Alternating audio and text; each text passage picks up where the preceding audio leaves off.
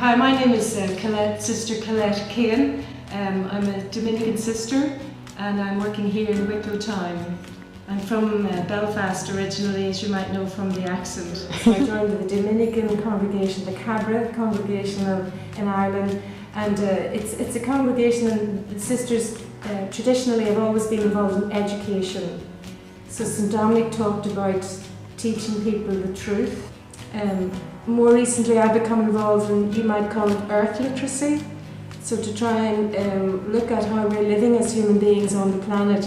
We know now it's not sustainable. And so we developed this ecology centre and organic farm in the 1990s, inspired by the work of people like Thomas Berry and Miriam Tres-McGillis, Vedana Shiva, people that have realised that organic, sustainable living is the way that can sustain the planet.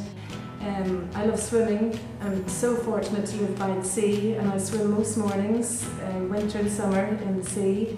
I enjoy going out with friends. My mum and dad bought me a guitar one year for Christmas, and I taught myself the guitar and went up to the local folk group in the church, and a great place to learn a lot of music with a lot of young people. Many people ask me why did I want to become a religious sister, a Dominican sister, and I find myself going back to my childhood. I grew up in a Catholic family. My mum and dad were very devout Catholics. We prayed the rosary as a family. I have 3 brothers and 2 sisters. I worked in a monastery of Dominican nuns, and I thought, what am I going to do in a monastery for 6 weeks with a bunch of nuns? And it was some of the best time of my life, I think. I went subsequently for several years to that monastery. There was great laughter, life, humour. The sisters were working the farm then, and by day they might be wearing jeans and sometimes sitting on a Massey Ferguson tractor. And then they would puncture the day with prayer and the rhythm of prayer, and then they would go into the chapel, sing the divine office, prayer of the church as we call it, and puncture the day with work and prayer and meditation and relaxation. And it was a lovely life.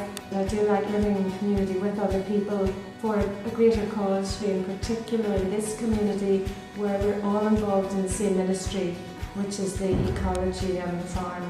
It's a great lesson. I'm not sure it's my favourite part of religious life or the part I love most. It's actually when it comes to liturgy. I do love singing when we get together as a congregation and we sing in the chapel. It kind of lifts the hairs on the back of your head sometimes when you hear beauty and harmony. Maybe something as ancient as Adoro Te Devote. I still do like the Latin occasionally. And there are many vocations, and I did go out with lads in college, and that idea of being with one person for life is a really beautiful vocation. It just wasn't for me. Some people were really upset at college when I said I was going to join religious life. They got really upset and said, what a waste. And they saw my joining as an end of something. And yet, for me, it was the opening up of something, and it has allowed me to flourish.